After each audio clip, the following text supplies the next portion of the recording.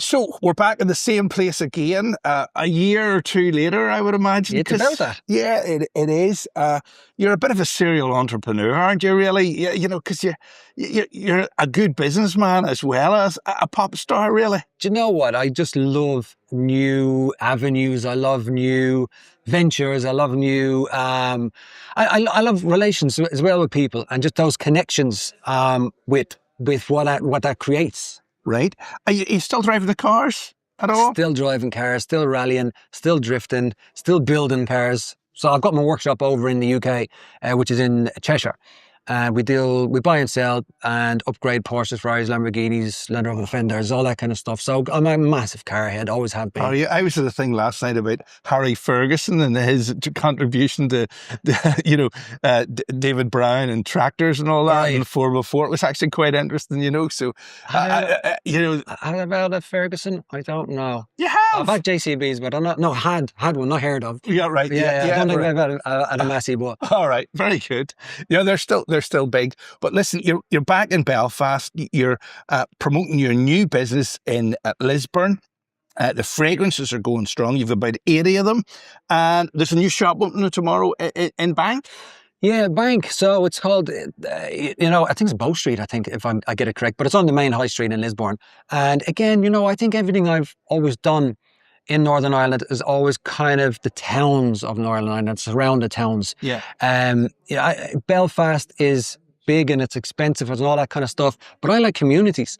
I like going into those little towns and creating a bit of hype and a bit of noise, and And these fragrances, they're affordable. They're inspired by the big brands. yeah, I think again, when we came to the umbrella of Amen, we started out in fashion, in shoes, and with that comes affordability. And we always gave handmade leather shoes, Italian leather shoes. Instead of 250s, 400 quid, 600 quids, we always came in under that £100 price mark. Affordability, and we as a brand like that, we just try and meet the people for what they need. Yeah, absolutely.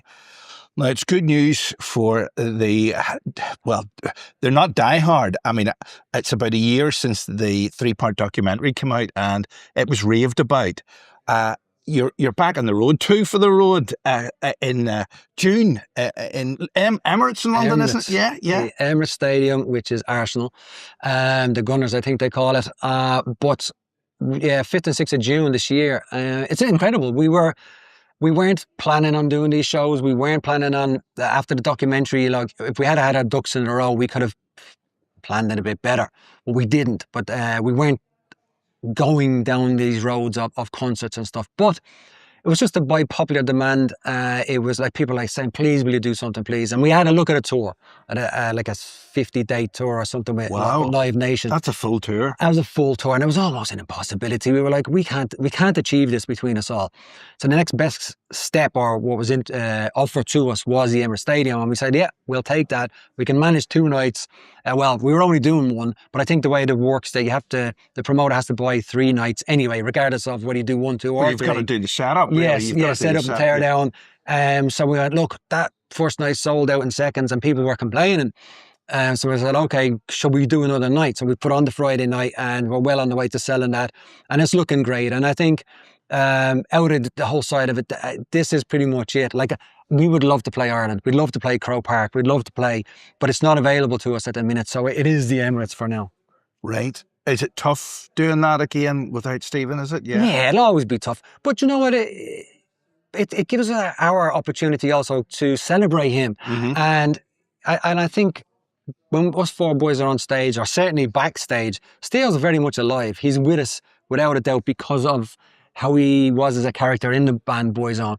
And, he influenced us in many, many ways of some of the sayings that we have amongst us, some of the silly things that we do amongst us. And, the more time I can spend with those boys is the more time that it keeps Steel alive with us. Lovely stuff. Listen, the fans will want you to meet you tomorrow, Saturday, 12 noon in Lisburn, isn't it? 12 noon, man. 12 noon, Lisburn. Doors open. Come say hey. All right. Excellent stuff. Shane Lynch, a lovely